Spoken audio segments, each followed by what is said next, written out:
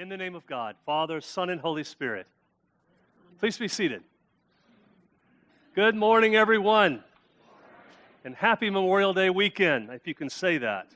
It's always a bit of an awkward weekend for us because it tends to be a happy time for a lot of families, a time of celebration, time of life, but we are commemorating something that's not so happy, something that's quite heavy. We are remembering all those who have made that ultimate sacrifice to secure the freedoms that we celebrate this weekend.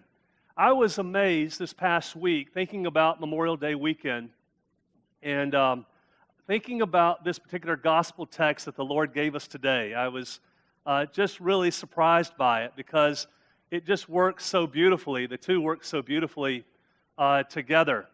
Of course, Memorial Day weekend is about those who have made that ultimate sacrifice and gone before us. But you all know that every Sunday morning here at Christ Church, we remember our young men and women who stand in harm's way today.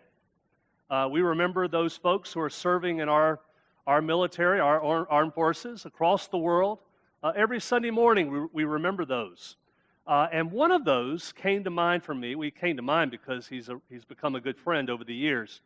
But I was thinking about Brendan McLean this past week as I was thinking about the Memorial Day weekend, and I was thinking about the centurion in this morning's gospel. I was thinking about these warriors today, and Brendan came to mind. Now, we've been praying for Brendan, I think, just about as long as I've been at Christ Church, and he's been here as long as I have, I think, and maybe just before I came to Christ Church.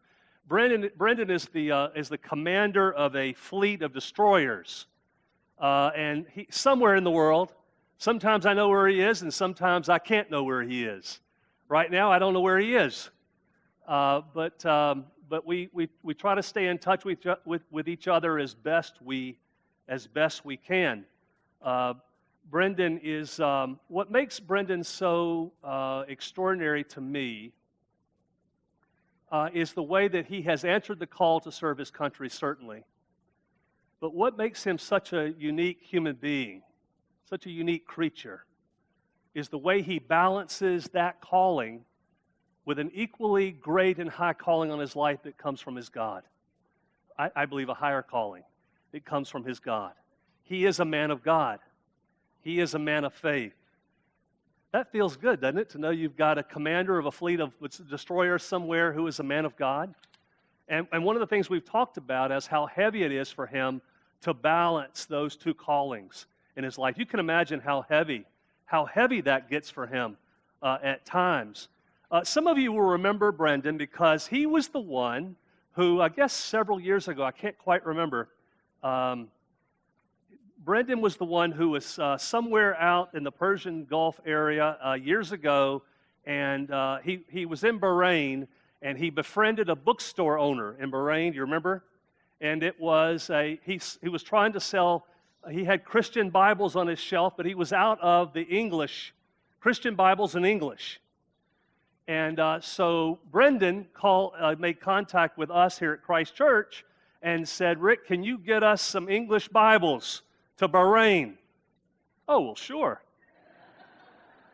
Can you? If you can't, how do you think I'm going to do that, right? And so that weekend, I just so happened that I was incorporating something of that in my messages that weekend that Brendan had made contact with us. And Dr. DeVault over here, Ken DeVault, had a friend from the Billy Graham Ministries, just happened to be here that weekend. Do you remember? And I was announcing how I was trying to find some English Bibles, or I was going to go find some and then ship them to Bahrain and to a bookstore in Bahrain. And the fellow from Billy Graham Ministries says, "Just give me the address, I got it covered." And it was just amazing how God works. Wasn't that extraordinary? But it all happened because a commander of a fleet of Navy destroyers is a man of God.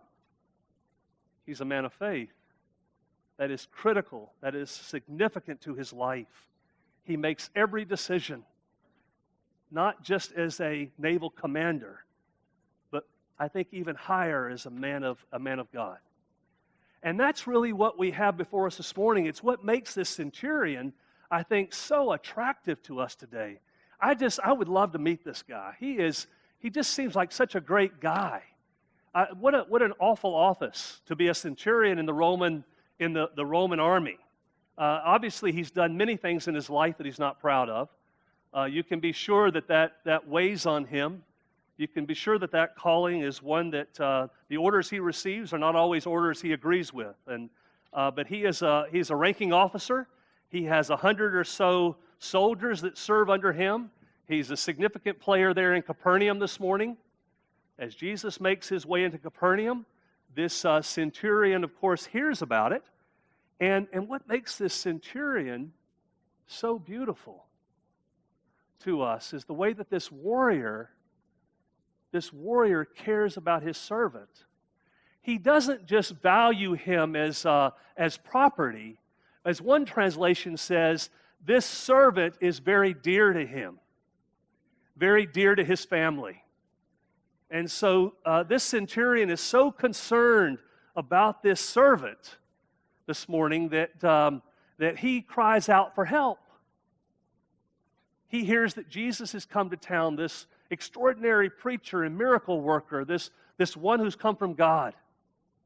And so he reaches out, but he doesn't do it himself. He goes to some Jews who are friends of his there. And it's as soon as he asks these Jews, these Jewish folks to go and represent him to Jesus, they're all over it. Look at how quickly they move to support him. And then look at what they say to Jesus when they get to him. When they get to Jesus, they say, Jesus, this is a guy that you want to help. This is a guy who loves our people. This is a fellow who helped us rebuild our synagogue. It's really strange, isn't it? This warrior in the ancient world has this kind of balance in his life, answering this call to serve the empire on the one hand, but on the other, he is very open and receptive to this God at this particular moment, this God of Israel. He's what we call, by the way, we call him a God-fearer. He's not a Jew, he's a non-Jew. He's a non-Jew, but he's a God-fearer. He's like many pagans and Gentiles in the ancient world who were drawn to Judaism, we think not just because of its monotheism in a polytheistic world, but drawn to Judaism also because of its ethical teachings. This is a good guy, and he's attracted to this good God. And he's drawn to this story. And so much so that he befriends the Jewish people in Capernaum, and he helps and supports them, and he helps them rebuild their place of worship. A great guy. Balance. Probably costs him. He may not rise any higher because of the reputation he's made in Capernaum as a friend of the Jews. You can be sure that will cost him in the marketplace, where people work, where people make decisions, where people are watching, where people are talking, right? But look at what happens. And I think this is also, by the way, a wonderful moment. Notice that as Jesus is making his way, he responds to the Jewish elders. And as Jesus is making his way to the home of this centurion, the centurion sort of catches himself. He catches himself and he says to himself, hey, wait a minute. I'm not worthy. He's thinking about all the things that he hasn't done, that all the things he's done, horrible things, quite honestly, probably, that haunt him daily in his life. He realizes that he's not worthy to have Jesus come to his home. He's just not worthy. And so what does he do? What does he do in that moment? He sends some friends and they intercept Jesus and they say to Jesus, we appreciate that you're trying to get to our friend the centurion, but he does not feel himself worthy to have you come to his home. He appreciates you making the effort, but he just does not feel it's the best thing. and he feels quite awkward and even embarrassed to have you in his home. And so it's in that extraordinary moment. Listen to this story.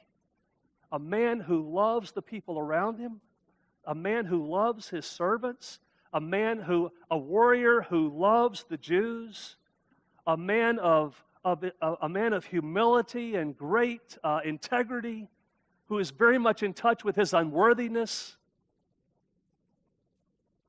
It's an extraordinary moment to sort of stand in this place and kind of look on this life, the lives of these unusual characters like Brendan McLean and this centurion, and certainly many, many others around us every day who strike a balance in their lives, are not so wedded to a vocation and to striving for success that they lose sight of that which they most value.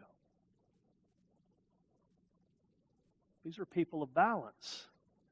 These are people who others are drawn to them. Others want to hear their witness.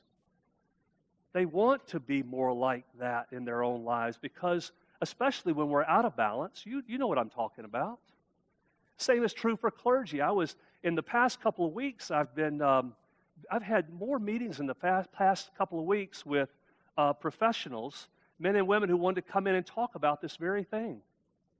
They want to talk about trying to find this balance that we're talking about this morning. They've answered a call. Their vocation has called them to a place of service to their community, to the workforce, to the society. And they're trying desperately to make a contribution there while making a living. But they feel like they've gotten so caught up in that procession that's striving for success that they've lost their identity in it. They've lost their identity. They're much more. They feel like they've become much more caught up in serving that God rather than answering the call of another God, one that they actually value more, who calls them into right and meaningful relationships with the people around them, who calls them into this place of balance and extraordinary witness. And it was so wonderful to have these conversations because I realized I got so caught up in the conversations because in different ways because I realized even as a priest, the same is true. The same is very true. You get so caught up in going through the motions of doing the job and trying to keep up and trying to please and trying to satisfy and trying to just get it all done and trying to make sure that you aren't backing up and you're not failing to do your part for the company, for the mission. But you lose yourself in it. You lose yourself. You lose your balance. You aren't spending enough time listening to this greater voice, this more significant voice that's calling you to represent something different, something unusual, something that has the power to help you find that personal balance, but also to help you to be at home in the workplace or wherever your vocation is, in the home, if God's called you to be in the home. We all get caught up in these games that we play. This morning, it's all about striking this balance, and it's mine and yours to look at these two warriors this morning and wonder how they do it. They're very intentional, by the way. This story, understand this for a minute. This story was significant to first century Christians. This was a very significant story to Christians in the first century. And the reason it was so significant is because Jesus has just left them, the believers. He's not around in the flesh anymore. He has returned to glory. And so they're trying to figure out how to sustain this movement, this way of being alive, this life and faith, apart from Him, apart from His physical presence. And notice what this centurion says today. I'm not worthy to have you. What great humility. Well, we could tap into some of that, couldn't we? Why in the world do we think we're so worthy of certain things? But he says, I'm not worthy. But Lord, if you just speak a word from wherever you are out there, if you just speak a word, I know that it will help It will bring healing to my servant, and it will bring blessing to my home and my family and my life. Speak a word. And that's why this was such an important story in the first century. Those folks were struggling. They were looking for healing and hope, just like we are today. But we have to believe that this healing, this word that brings healing and hope, God's trying desperately every week in this place. And even out in the world where you're serving, where you're living, God's trying desperately to break through to communicate His word, His healing word, His hope-filled word. In the hopes that you and I will be picked up, revitalized, recreated for something new, something significant, not just success. That falls short at the end of days. That matters little at the end of your life. Significance, where my life and yours becomes a signpost to the world of something different. A balance we strike because there is an equally or greater voice that's speaking into my life every day. And I'm doing everything I can to respond to it, listen to it, and let it shape my being and my witness to the world. Amen.